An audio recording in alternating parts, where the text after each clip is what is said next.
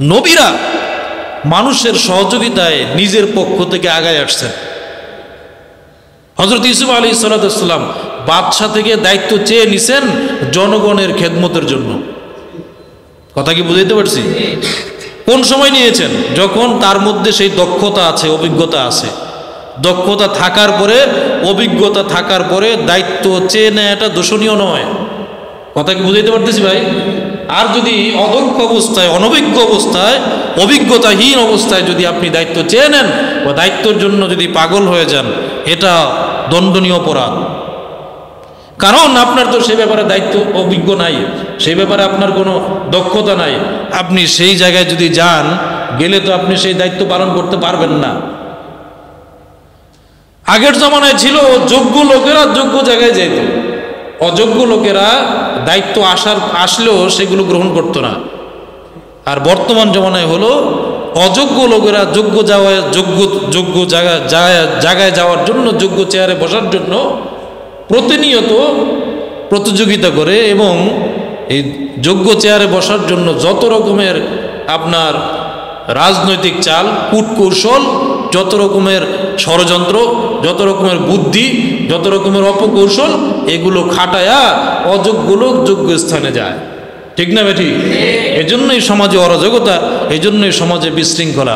আমি মনে করি অযোগ্য লোক যদি যোগ্য স্থানে বসে, ওই অযোগ্য লোক কিন্তু মানুষের সেবার জন্য, ইবাদতের জন্য, আল্লাহকে রাজি খুশি করার জন্য বসে না। সে তো অযোগ্যই। কোন ইবাদত আল্লাহর সন্তুষ্টিমূলক, কোন ইবাদত জনগণের খেদমত, কোন ইবাদত সদকায়ে জারিয়া, এগুলো তো সে জানেই না। সে চেয়ারে বসি বা কি করবে? সে তখন কলমের খোঁচা দিয়ে অর্থ পাচার করে। ঠিক না বেটি? যাই হোক, হযরত ইউসুফ আলাইহিস সালাম দায়িত্ব চেয়ে নিলেন মানব সেবার জন্য। ঠিক একই পদ্ধতিতে হযরত মুসা আলাইহিস সালাম যখন ফেরাউনের এক লোককে থাপ্পড় দিয়ে মেরে ফেললেন, ফেরাউন তার উপরে 144 জারি করল যে মুসাকে যেখানে পাওয়া যাবে ধরে নিয়ে আসবে, সাথে সাথে ক্রস ফায়ার। আল্লাহর হুকুম হযরত মুসা আলাইহিস সালাম হিজরত করে মাদায়েন দেশে চলে গেলেন। গিয়ে একটা গাছের নিচে বসে আছেন আর আল্লাহর কাছে দোয়া করতেছেন, আল্লাহ, আমি তো হকের পক্ষে ছিলাম, বাতিলের বিরুদ্ধে ছিলাম। জিহাদ করার কারণে, অন্যায়ের প্রতিরোধ করার কারণে আমার উপরে 144 জারি হয়েছে। বর্তমানে তো এরকমই হয়।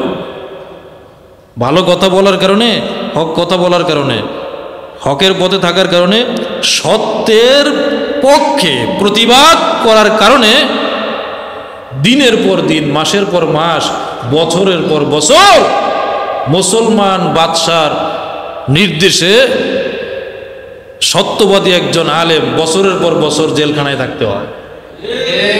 ঠিক না বেঠিক? আবার এই দেশের অনেকেই বলে, হুজুর সত্য কথা বললে যেহেতু জেলখানায় থাকতে হয়, তাই সত্য কথা বলবো কেমন? গোজামিল দিয়ে চলবো? অনেকেই কথা বলে। সত্য বলার দরকার নাই, সত্য কথা বলা দরকার নাই। আল্লাহটা আল্লাহ বুঝবো। আল্লাহটা যদি আল্লাহ বোঝে, তাহলে আপনাকে 3 বেলা খাওয়ায়া, আপনাকে এত নিয়ামত দিয়ে কেন লালন পালন করতেছেন?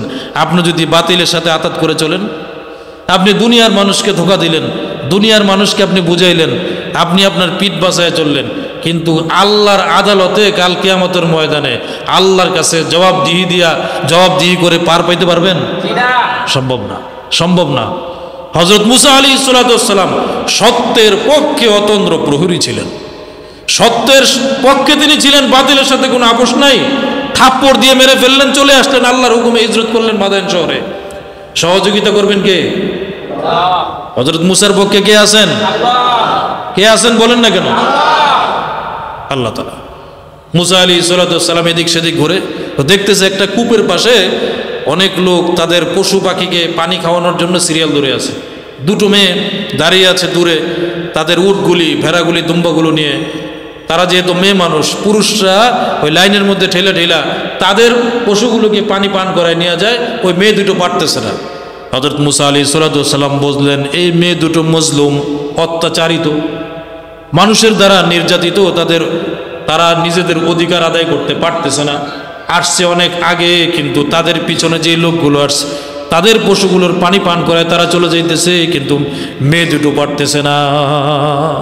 নবীরা তো সবসময় মজলুমদেরকে সহযোগিতা করা এবং অন্যের বিপক্ষে অবস্থান করার পক্ষে ছিল, ঠিক না বেঠিক বলেন?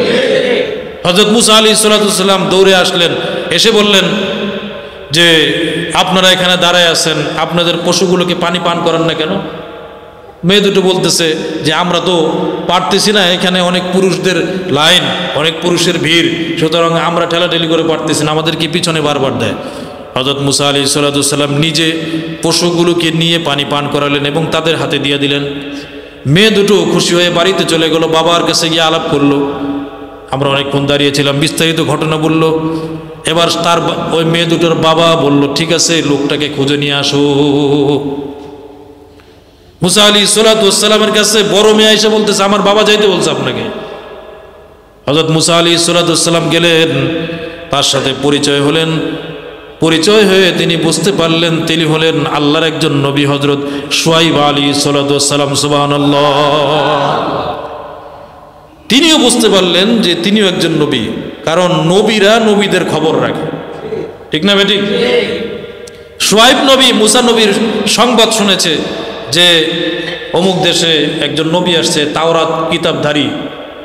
তিনিও জানতেন যে মাদায়েন শহরে একজন নবী আছেন, তার নাম শুআয়ব। দুইজনে পরিচয় হওয়ার পরে জিজ্ঞেস করলেন তুমি কি বিবাহিত? বলে না। ঠিক আছে, আমার মেয়েকে তোমার সাথে বিবাহ দিতে চাই। যাই হোক, অনেক লম্বা ঘটনা। তা আমি বুঝাইতে চাইলাম যে নবীরা মানব সেবায় নিয়োজিত ছিলেন সবসময়।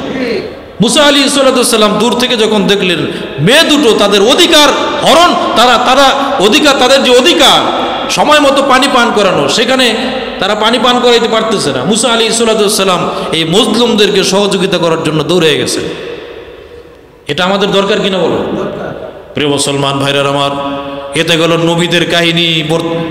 এছাড়াও আমাদের নবী মুহাম্মদুর রাসূলুল্লাহ সাল্লাল্লাহু আলাইহি ওয়াসাল্লামের অনেক সাহাবারা ছিল, তারাও মানব সেবায় সবসময় নিয়োজিত ছিলেন। সুবহানাল্লাহ। এটা এমন একটা আমল, আমি শুরুতে বলে আসছি, এই আমলগুলো নিজেরও ফায়দা হয়, অন্যেরও ফায়দা হয়।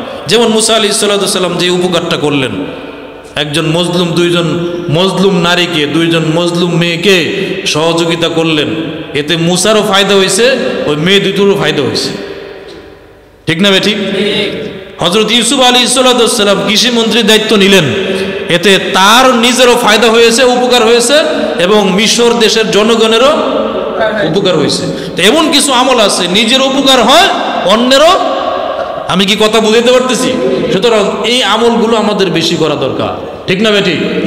প্রিয় মুসলমান ভাইরা আমার, আল্লাহর নবীর একজন জলিলুল কদর সাহাবী, আমরা সকলেই তাকে চিনি, হযরত আবু বকর সিদ্দিক রাদিয়াল্লাহু তাআলা নিজের জীবনটাই মানব সেবায় নিয়োজিত করেছেন।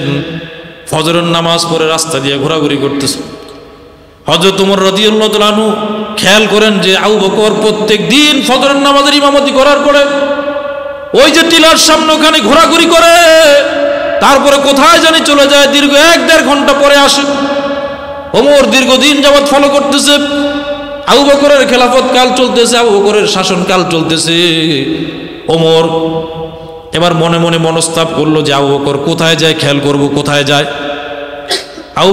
হযরত ওমর আবু বকরের পিছন পিছন গেছে, দেখতেছে মরুভূমির মধ্যে কিছুক্ষণ হাঁটাহাঁটি করার পরে একটা কুড়ে ঘরের মধ্যে গিয়ে ঢুকছে। 1 ঘন্টা পর সেই কুড়ে ঘর থেকে বের হয়ে গেছে। হযরত ওমর টিলার আড়ালে, পাহাড়ের আড়ালে সব কিছু লুকিয়ে লুকিয়ে দেখতেছেন। দেখা শেষ, ওমর এবার সেই কুড়ে ঘরের ভিতরে ঢুকছে।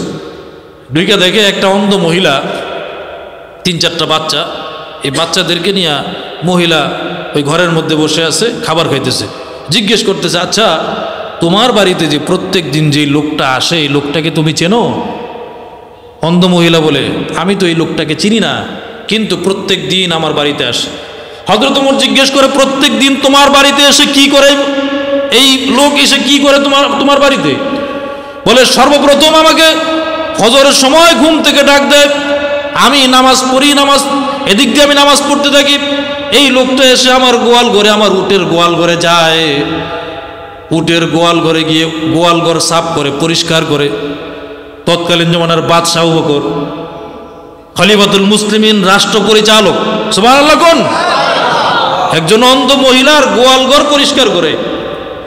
গোয়াল ঘর পরিষ্কার করার পরে আমার ঘর সাফ করে, পরিষ্কার করে, তারপরে প্রত্যেক দিন আটা পাত্রের মধ্যে নিয়ে খামিরা বানায়, এরপরে রুটি বানায় তারপরে নাস্তা আমার সামনে দেয়, আমাকে খাবার খাওয়ায়া তারপরে তার বাড়িতে যায়।